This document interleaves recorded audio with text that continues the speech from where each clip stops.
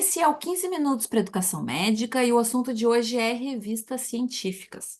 Quem conversa comigo é a editora-chefe da Revista Brasileira de Educação Médica, a REBEM, a Rosiane Diniz.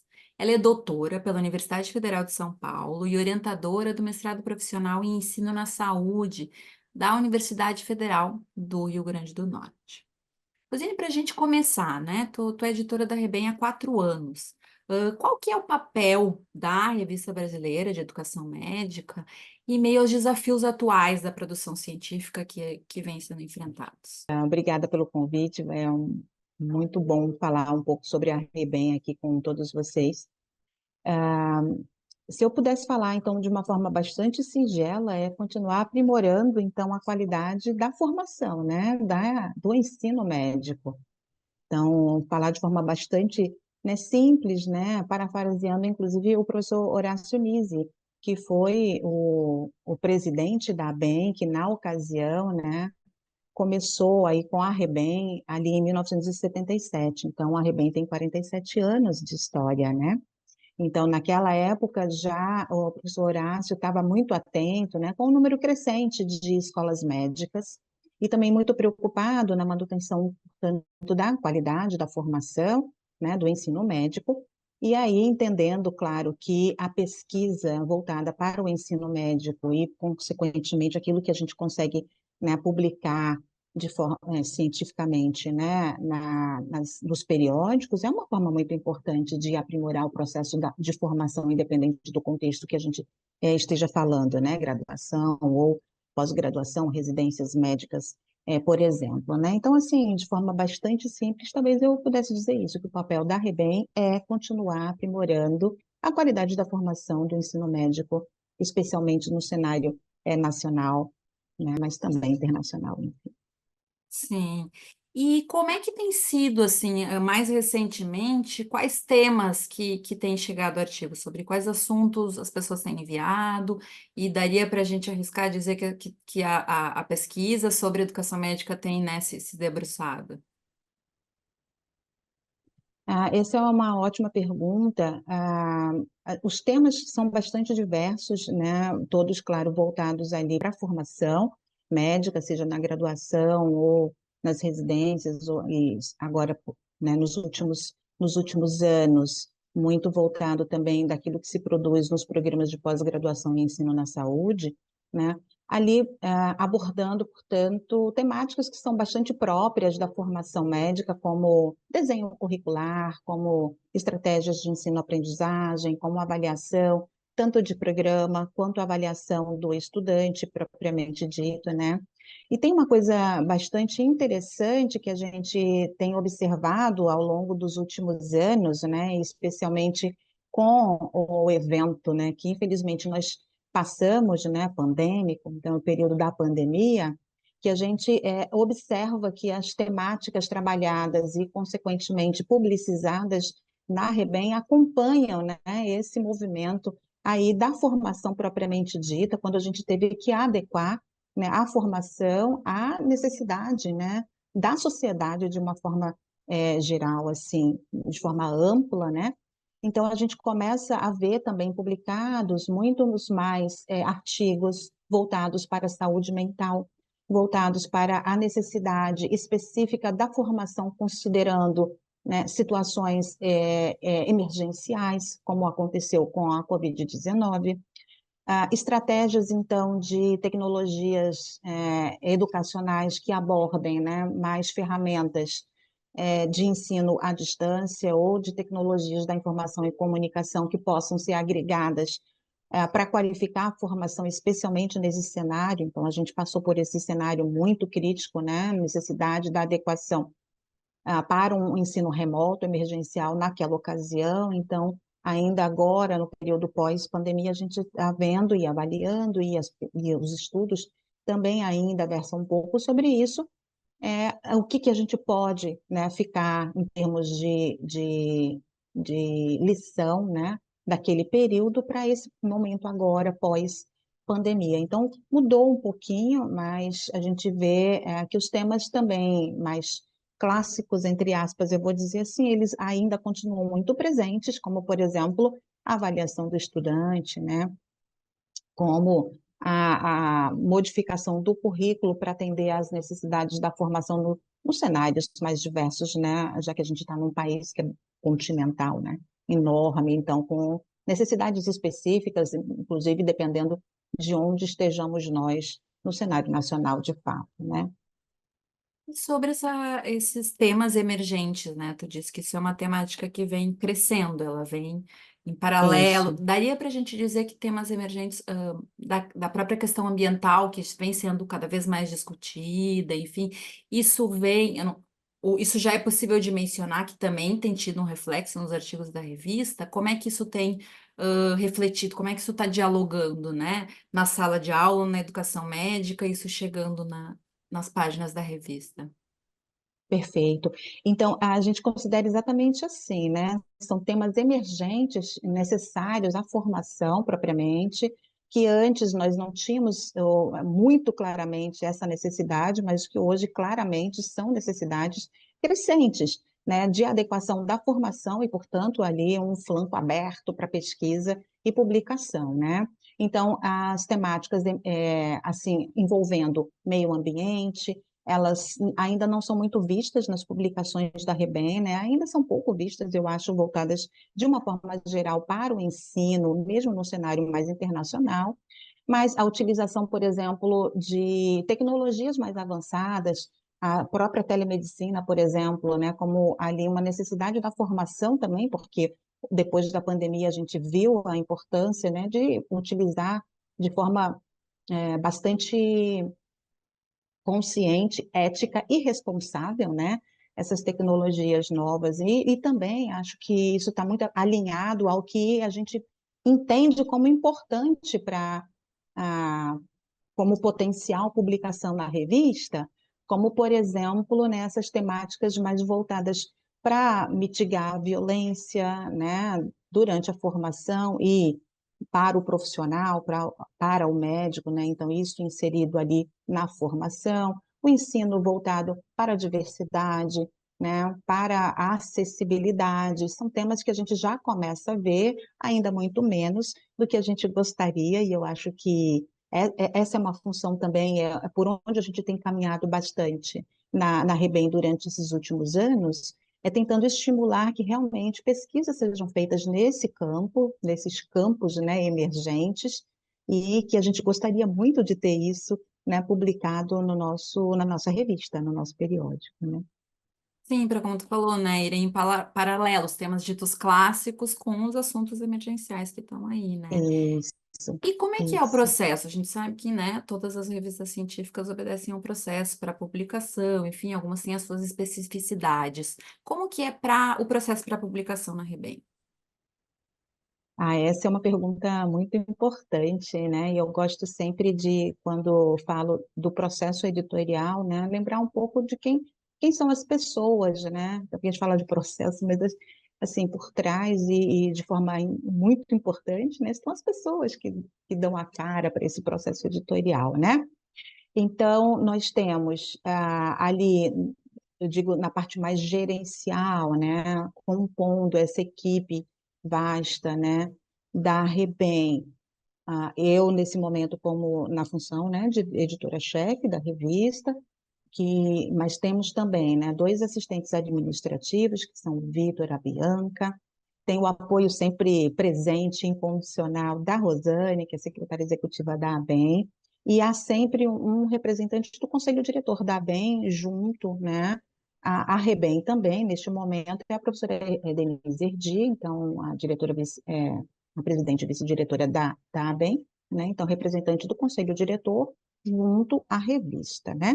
Então, digamos assim, que essa parte mais de gestão, acho que talvez, entre aspas, chamar assim mais dura, né, da revista, mas temos 19, contando com a minha pessoa, né, editores associados nacionais, dois editores internacionais. É uma coisa importante a gente também ressaltar que, dentre os editores associados nacionais, a gente tem representatividade de todas as regionais da REBEM, entendendo que isso, de fato, é um processo mais democrático mesmo, né, e que favorece né, o reconhecimento da expertise no cenário nacional para essa função específica, né, de editoria de um periódico importante, como a gente considera que seja realmente a REBEM, o único, né, periódico que trata especificamente da formação médica no cenário nacional, ele é o único, né?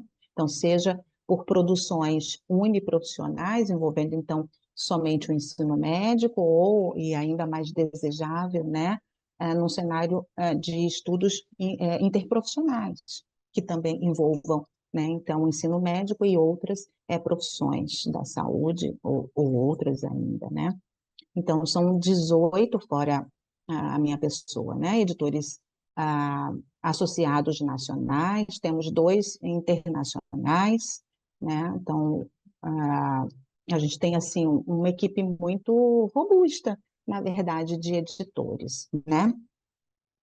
E aí, falando mais especificamente sobre essa linha, né, do processo editorial na revista, ah, toda vez que os autores, né, submetem o seu manuscrito à avaliação no processo editorial, que é um processo de revisão por pares, duplo, anonimizado, né, ele vai começar esse processo acessando, então, a plataforma Scholar One, que é a plataforma que alberga, né, todo o nosso processo editorial desde 2016. E a primeira etapa, a gente costuma dizer que é uma etapa administrativa, né, muito voltada ali para visualização e identificação em termos normativos. Então, ali, os encarregados, né, a linha de frente, o Vitor e a Bianca, vão analisar se aquele manuscrito atende o que está indicado nas normas para os autores, que ficam disponíveis no site da revista, acessado diretamente pela Cielo, porque a REBEM é parte do catálogo da Cielo. Então, essa primeira etapa é uma etapa de verificação de norma, propriamente, né? Então, quando os autores inserem na plataforma, não quer dizer que o manuscrito já esteja no processo editorial, ele só estará no processo editorial se atender às normas, né? Então, essa é uma etapa importante. Por quê? Muitas vezes, e a gente identifica isso como alguma coisa que acontece não raramente, né? O autor submete, existe alguma inconsistência na norma, então os meninos voltam esse escrito para os autores corrigirem em termos de norma, e aí ficam aguardando a nova submissão, então da versão ajustada em relação à norma. Então a gente indica ali o que é necessário modificar, ajustar, olhando para as normas. Então, somente depois que está na norma, de acordo com as instruções aos autores, é que a gente começa a contar, digamos assim, o prazo do processo editorial propriamente dito. Porque antes disso, esse manuscrito não segue para nenhum local, né? Então, ele está sempre entre a secretaria, que é o que vai admitir esse manuscrito, e os autores. Bom, uma vez que esse manuscrito, portanto, ele consiga chegar, então, avançar para a próxima etapa, que é, então, atende às normativas iniciais, então, esse manuscrito ele vai ser encaminhado para o editor-chefe. O editor-chefe faz uma primeira análise desse manuscrito e vai verificar, está dentro do escopo da revista, trata realmente sobre ensino médico, né? Traz algum contexto que seja agregador ao que a gente já conhece na literatura, assim, que né, não tenha potencial para ser publicado. Então, essa primeira análise é feita pelo editor-chefe, que, né, entendendo que atende todos esses critérios, vai passar a condução desse manuscrito para um dos editores associados, e a gente costuma fazer isso por expertise, né? Por isso é importante que a gente tenha mesmo um número maior de editores associados para a gente atender todas as expertises que a gente tem recebido na revista e para dar agilidade com qualidade ao processo editorial.